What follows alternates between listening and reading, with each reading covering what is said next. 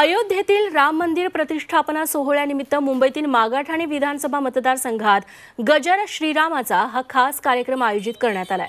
शिवसेना युवा सेना कार्यकारिणी सदस्य राजप्रकाश सुर्वे यांनी या कार्यक्रमाचे आयोजन केलंय।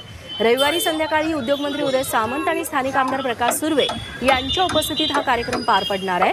गणपती स्तवन, रामनामाचा जल्लोष, मंत्रमुग्ध करणारे नृत्याविष्कार असा हा भरगच्च कार्यक्रम असणार आहे।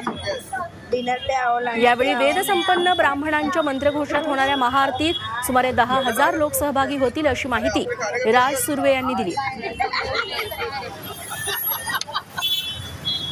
उद्या आम्ही भव्य दिव्य राम रथ यात्रा संपूर्ण मागाठाणे मतदारसंघामध्ये काढणार आहोत, ज्यामध्ये तरुणांचा फार मोठा सहभाग आणि सहयोग त्या ठिकाणी आपल्याला दिसेल सर्वांना।